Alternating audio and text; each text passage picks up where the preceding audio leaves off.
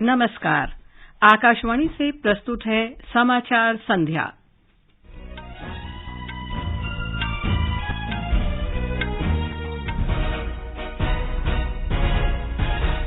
केंद्रीय गृह मंत्री अमित शाह ने अरुणाचल प्रदेश के किबिथु में वाइब्रेंट विलेज कार्यक्रम का शुभारंभ किया।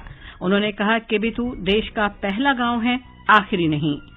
स्वास्थ्य मंत्री डॉक्टर मनसुख मांडविया ने मॉक ड्रिल के अंतर्गत कोविड से निपटने की तैयारियों की समीक्षा की। केंद्रीय मंत्री डॉक्टर जितेंद्र सिंह ने कहा, प्रधानमंत्री नरेंद्र मोदी के नेतृत्व में स्टार्टअप की संख्या 300 गुना बढ़ी। महिला और बाल विकास मंत्री स्मृति ईरानी ने सभी सोशल मीडिया प्लेटफॉर्म को महिलाओं, युवाओं और बच्चों की डिजिटल सुरक्षा सुनिश्चित करने को कहा। और आईपीएल क्रिकेट में रॉयल चैलेंजर्स बेंगलौर के साथ मैच में लखनऊ सुपर जायंट्स टॉस जीतकर पहले गेंदबाजी कर रहा है। समाचार संध्या के साथ मैं लवली निगम। केंद्रीय गृह मंत्री अमित शाह ने कहा है कि भारत की नीति बिल्कुल स्पष्ट है कि हमें शांति चाहिए, लेकिन कोई हमारी 1 इंच भूमि पर भी कब्जा नहीं कर सकता। उन्होंने कहा कि हमारी सीमाओं और सुरक्षा बलों के सम्मान के साथ कोई समझौता नहीं होगा। श्री शाह ने ये बात अरुणाचल प्रदेश में अंजो जिले के किबिथा गांव में आज वाइब्रेंट विलेज कार्यक्रम की शुरुआत के बाद कही। सुई की नोक जितनी भूमि का भी अतिक्रमण कोई नहीं कर सकता, क्योंकि आईटीबीपी और भारतीय सेना यहाँ पर उपस्थित। यहाँ पर 13,000 फुट की ऊंचाई पर कठिनाई के साथ अपने युवानी को बिताते हुए अपने परिवार से दूर, बूढ़े माँ बाप और छोटे बच्चों के से दूर रहकर देश की सेवा कर रहे हैं। श्री शाह ने कहा कि किबिथु देश का आखिरी गांव नहीं, बल्कि पहला गांव है। किबिथु की ये धरती जहाँ से भारत की शुरुआत होती है और एक गांव भारत की शुरुआत का गांव। प्रधानमंत्री जी ने पूरी बात को अलग तरीके से सम्मान के साथ रखा है। पहले जब मध्य भारत से कोई आता था तो कहता था कि मैं भारत के अंतिम गांव में जाकर आया, और अब जब यहाँ जैसे मैं वापिस जाऊंगा, मेरी पोती को बताऊंगा कि मैं भारत के पहले गांव में जाकर आया हूं। गृह मंत्री ने कहा कि सीमा की सुरक्षा देश की सुरक्षा है और इसको ध्यान में रखते हुए नरेंद्र मोदी सरकार ने देश की अंतर्राष्ट्रीय सीमाओं के बुनियादी ढांचे के विकास को सर्वोच्च प्राथमिकता दी है। श्री शाह ने कहा कि 2014 से पहले तत्कालीन केंद्र सरकारों की गलत नीतियों के कारण संपूर्ण पूर्वोत्तर क्षेत्र को अशांत और समस्याग्रस्त क्षेत्र माना जाता था, लेकिन केवल 9 वर्ष में प्रधानमंत्री नरेंद्र मोदी के नेतृत्व में प्रयासों के कारण पूर्वोत्तर को देखने का नजरिया बदल गया है। इसे अब देश के विकास में योगदान देने वाले क्षेत्रों में से एक माना जाता है। श्री शाह ने कहा कि इस अल्पावधि में इस क्षेत्र के 8,000 से अधिक उग्रवादियों ने समर्पण किया। स्वास्थ्य मंत्री डॉक्टर मनसुख मांडविया ने आज नई दिल्ली के राम मनोहर लोहिया अस्पताल में कोविड मॉक ड्रिल का जायजा लिया। डॉक्टर मांडविया ने अस्पताल के विभागाध्यक्ष, डॉक्टरों, नर्सों और स्टाफ से बातचीत की।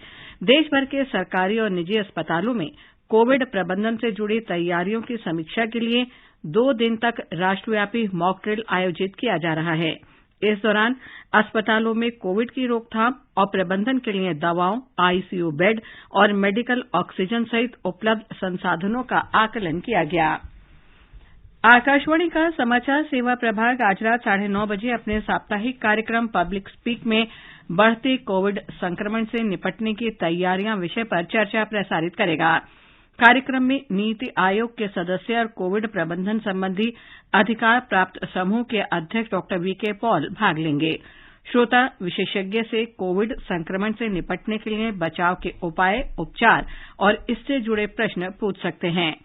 टेलीफोन नंबर है 011-2371-7106 और 011-233-14444।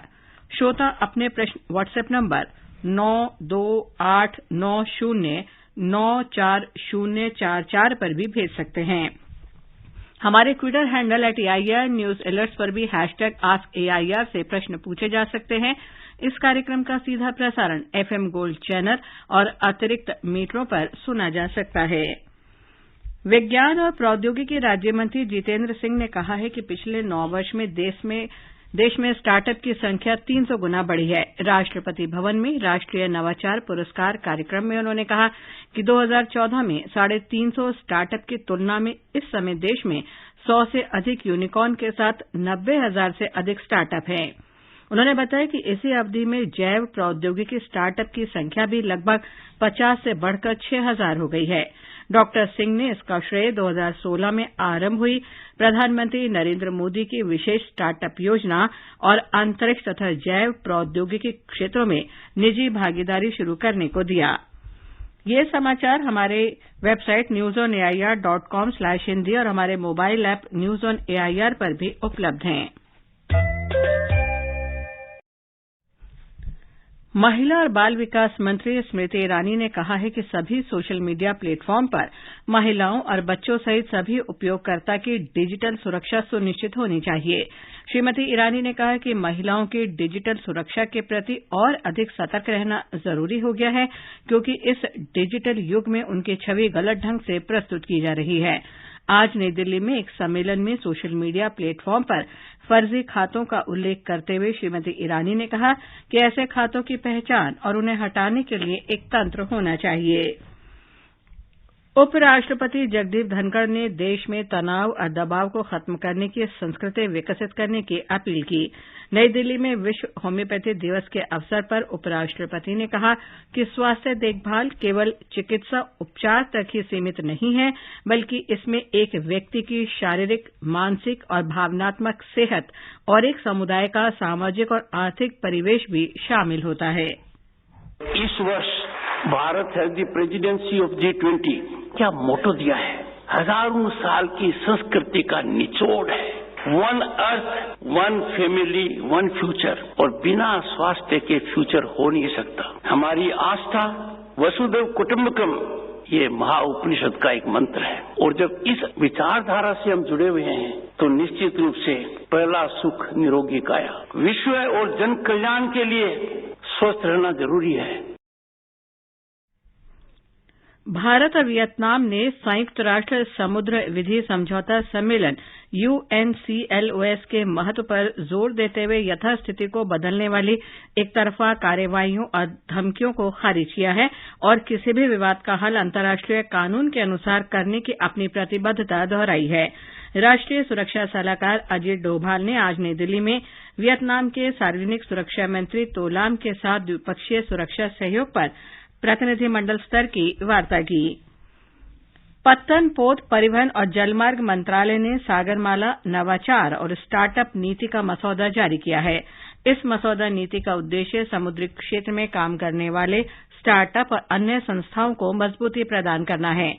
पत्तन, पोत और जलमार्ग मंत्री सर्बानंद सोनोवाल ने कहा कि प्रधानमंत्री नरेंद्र मोदी ने देश को स्टार्टअप नीति दी। आंध्र प्रदेश, कर्नाटक, केरल, राजस्थान और तेलंगाना वर्ष 2021-22 के राज्य ऊर्जा दक्षता सूचकांक ASEEI में शीर्ष पर हैं। ऊर्जा मंत्री आरके सिंह ने आज नई दिल्ली में ये रिपोर्ट जारी की। 4 राज्य असम, हरियाणा, महाराष्ट्र और पंजाब 50 और 60 के बीच स्कोर के साथ अचीवर श्रेणी में हैं। इसके अलावा कर्नाटक, आंध्र प्रदेश, असम और चंडीगढ़ अपने अपने राज्य समूहों में शीर्ष स्थान करने वाले राज्य हैं।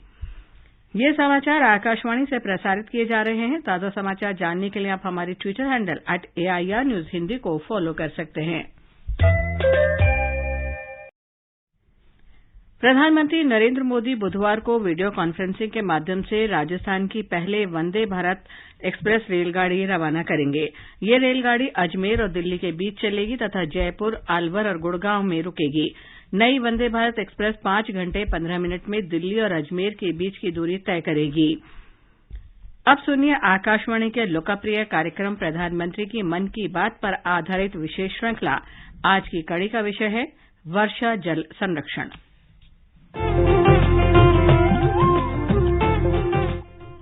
लोग, आवाज और सीधा संवाद, यानी आपके हम सब के मन की बात। जी हां, ऐसे ही करोड़ों लोगों से जुड़ जाते हैं हमारे प्रधानमंत्री। हर महीने मन की बात प्रोग्राम के साथ आकाशवाणी पर ये सिलसिला इस महीने यानी अप्रैल में 100वीं कड़ी के साथ जारी रहेगा।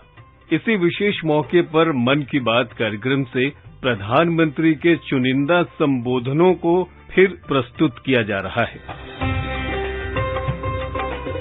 गर्मियां आती नहीं कि पानी के लिए हाहाकार मचना शुरू हो जाता है। प्रकृति बारिश के जरिए हमें पानी का अनमोल उपहार देती है, लेकिन दुर्भाग्य ही कहा जाएगा कि इसका समुचित उपयोग नहीं हो पाता।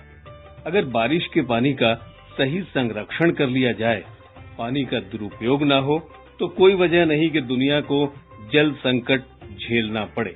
दूसरे कार्यकाल से पहले मन की बात कार्यक्रम में 30 जून 2019 को प्रधानमंत्री ने पानी की इसी समस्या पर अपनी राय जाहिर की। पानी की कमी से देश के कई हिस्से हर साल प्रभावित होते हैं। आपको आश्चर्य होगा कि साल भर में वर्षा से जो पानी प्राप्त होता है, उसका केवल 8% हमारे देश में बचाया जाता है। सिर्फ 8%। अब समय आ गया है इस समस्या का समाधान निकाला जाए।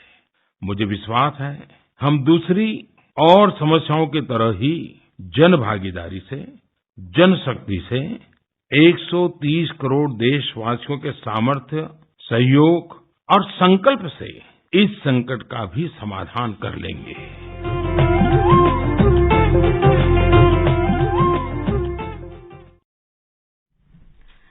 मन की बात पर आधारित विशेष श्रृंखला आप सुन सकते हैं प्रतिदिन सुबह 8 बजे समाचार प्रभात और रात 8:45 बजे समाचार संध्या में। निर्वाचन आयोग ने आम आदमी पार्टी को राष्ट्रीय पार्टी का दर्जा दे दिया है।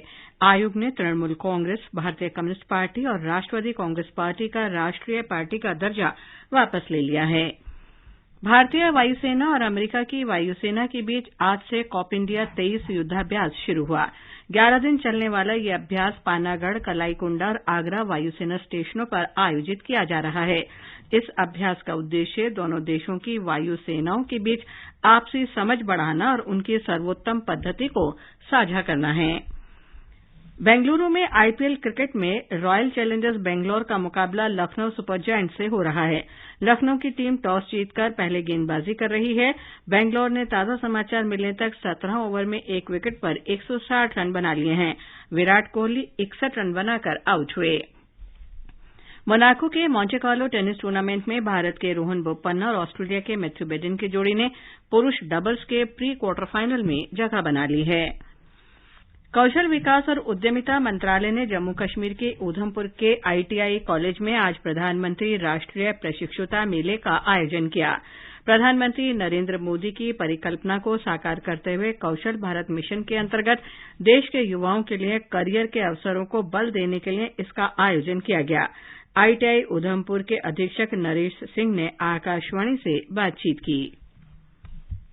इस प्रोग्राम का मेन मकसद ये है कि हमारी जो अप्रेंटिसशिप ट्रेनिंग स्कीम है गवर्नमेंट ऑफ इंडिया की, उसको रूट लेवल तक पहुंचाया जाए, डिस्ट्रिक्ट लेवल तक पहुंचाया जाए। इसमें मेन 2 पार्टिसिपेंट्स इन्वॉल्व होते हैं, एक industries, establishments and students. Apprenticeship training scheme specially for industrial establishments के लिए तभी स्टार्ट की हुई है क्योंकि इंडस्ट्रीज को एज पर देयर रिक्वायरमेंट उन्हें स्किल्ड कैंडिडेट्स मिल जाते हैं और हमारे स्टूडेंट्स को क्या होता है कि हमारे स्टूडेंट्स को एक प्रैक्टिकल ट्रेनिंग मिल जाती है। बंबई शेयर बाजार का संवेदी सूचकांक आज 14 अंक बढ़कर 59,847 पर बंद हुआ। नेशनल स्टॉक एक्सचेंज का निफ्टी भी 25 अंक चढ़कर 17,624 पर पहुंच गया। अंत में मुख्य समाचार एक बार फिर। केंद्रीय गृह मंत्री अमित शाह ने अरुणाचल प्रदेश के केबिथो में वाइब्रेंट विलेज कार्यक्रम का शुभारंभ किया। उन्होंने कहा केबिथो देश का पहला गांव है, आखिरी नहीं। स्वास्थ्य मंत्री डॉक्टर मनसुख मांडविया ने मॉक ड्रिल के अंतर्गत कोविड से निपटने की तैयारियों की समीक्षा की। केंद्रीय मंत्री डॉक्टर जितेंद्र सिंह ने कहा प्रधानमंत्री नरेंद्र मोदी के नेतृत्व में स्टार्टअप की संख्या 300 गुना बढ़ी। महिला और बाल विकास मंत्री स्मृति ईरानी ने सभी सोशल मीडिया प्लेटफॉर्म को महिलाओं, युवाओं और बच्चों की डिजिटल सुरक्षा सुनिश्चित करने को कहा। और आईपीएल क्रिकेट में रॉयल चैलेंजर्स बेंगलौर के साथ मैच में लखनऊ सुपर जायंट्स टॉस जीतकर पहले गेंदबाजी कर रहा है। इसके साथ ही समाचार संध्या का ये अंक समाप्त हुआ। नमस्कार।